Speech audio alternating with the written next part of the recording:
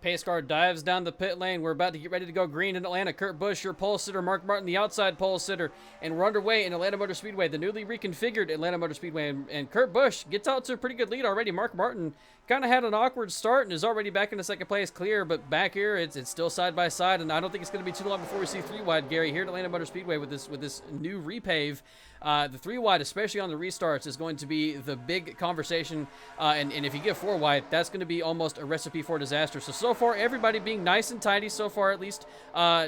Through the majority of the first lap, coming off turn 4, nobody looks like they're being too crazy. We're going to make it through at least one lap, but it's not going to be too long before we see somebody already right there. That might be even 4 wide heading to turn 1, stage just 3, but this is what we're talking about. The intensity is going to pick up pretty quick here. Mark Martin is going to go and challenge Tony Stewart for the lead. This is a guy, Gary, who we've seen be really fast so far in pretty much every race of the season. Mark Martin has been. He just not has found his way into victory lane, and I believe you have something to say about that. I absolutely do. You know, with the Viagra sponsorship, it's all about peaking at the right time, and unfortunately, Martin, he's peaked, but not at the right time, Jade. There is 36 races in this NASCAR season, and you can expect 36 different Viagra references for Gary this season on Mark Martin so far. Up, you're back in the lead again, though. It's getting a little bit scrappy up here.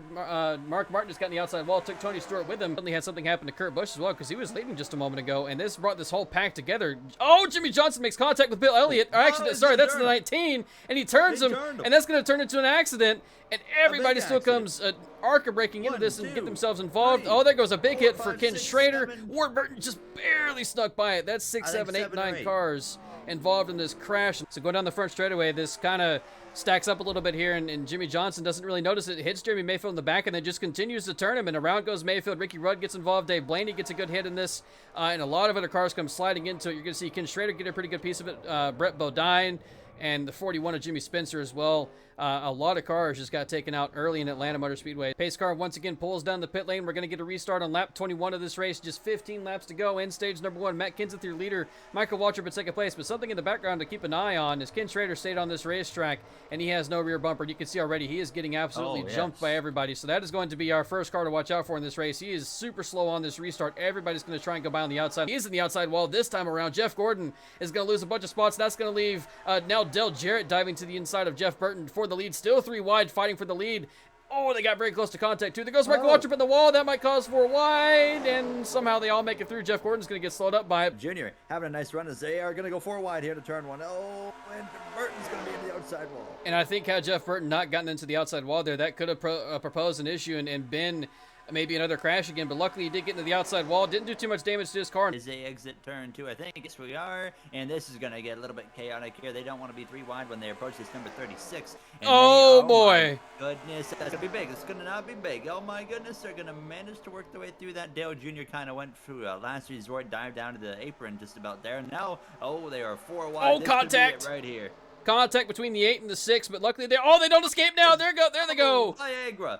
Oh my goodness, and somehow we don't have a huge crash, but still definitely some cars involved in this, and luckily Michael Waltrip hits Kevin Harvick to add insult to injury to end that wreck. But yes, like Gary said, that could have been a lot worse. Going down the front straightaway, you're seeing Ken Schrader cause a huge stack up right here, and Bill Elliott just decides to turns back up the track and hits Tony Stewart, and that turns himself up into Mark Martin, and then it just all chaos breaks loose in the back of the pack here. Michael Waltrip gets involved, Elliott Sadler involved, Kevin Harvick went for a spin and hit the outside wall. White flag is out in stage number 1. Dale Jarrett still leading the way through 3 and 4. Ricky Craven right behind him with a push from Dale Jr. as they come off turn 4. Ricky Craven does fight side by side down the front straightaway.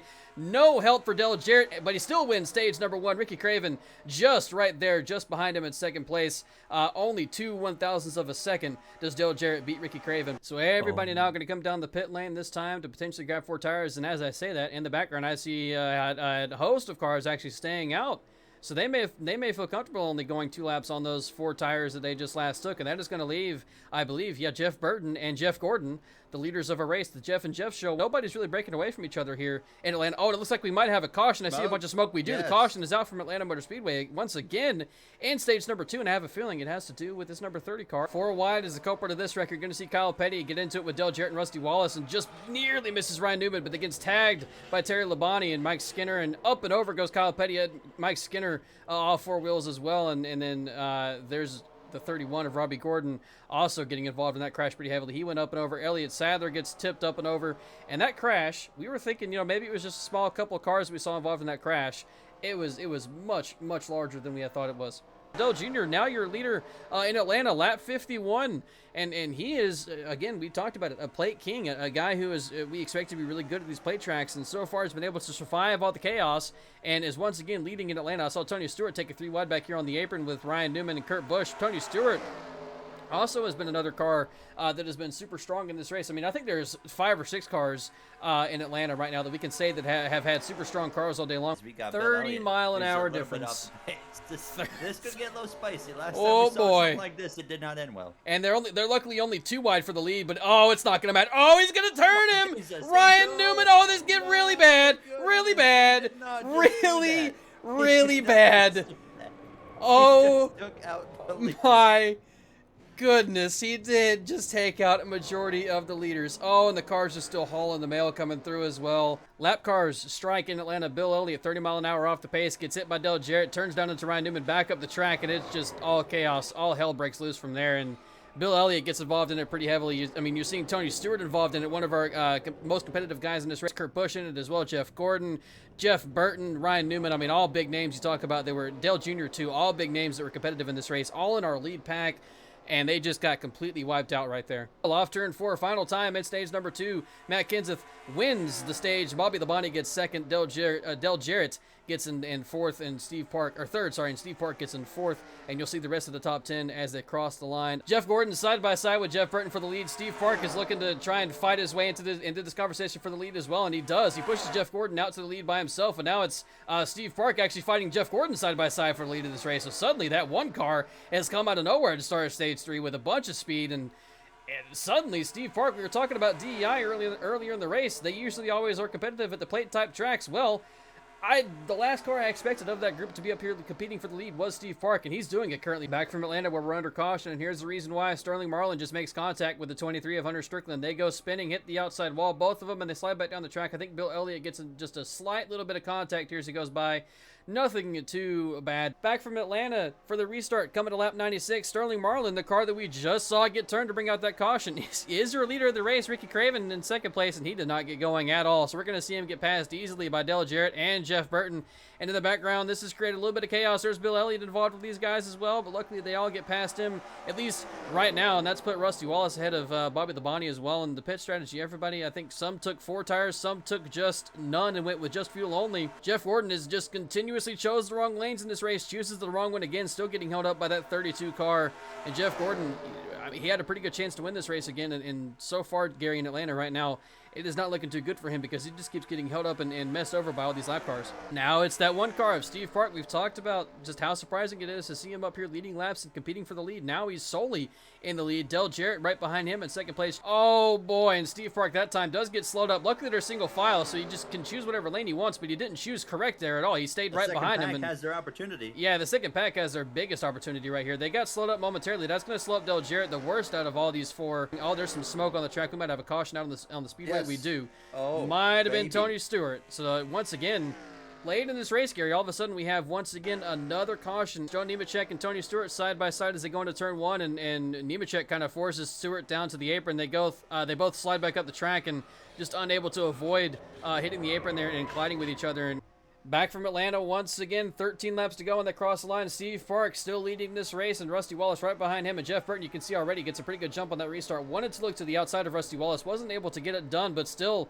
I think Jeff Burton, Gary, is one of our strongest cars left in this race. But this time, we need to watch for this second group back here. Well, they got held up by Elliott Sadler, so that second group that had a chance to catch back up to our leaders, they might not be able to catch up this time. They got through, but I don't know if they're going to have enough time. Even Jeff Burton is not able to really pull up to Steve Park right now. I don't know where in the world the speed for this one car has come from, Gary, but Steve Park is absolutely just pulling away and not really even pulling away, but not allowing Jeff Burton to pull back into him either.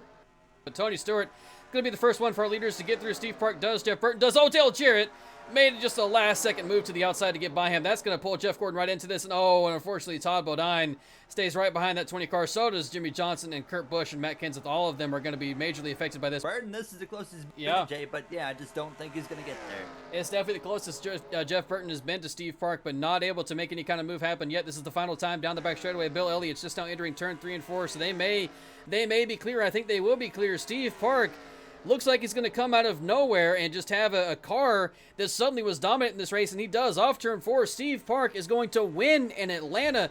He drives for DEI, who we know is super strong at the play tracks, and he was able to come out of nowhere and win this race, Gary. That is the one car locked into the playoffs before his teammate of Dale Jr. and before drivers like Mark Martin, Rusty Wallace in this season that we've seen lead a bunch of races. What a drive by that number 1 of Steve Park, and wow, not a driver that I certainly expected to see in victory lane at all this season here, but he certainly proved us wrong, as I said about 25 minutes ago, that he was probably not going to win this race. And you were once again very wrong, just like you were wrong last week about Kurt Busch winning, and you still owe everybody eating some Brussels sprouts for that one.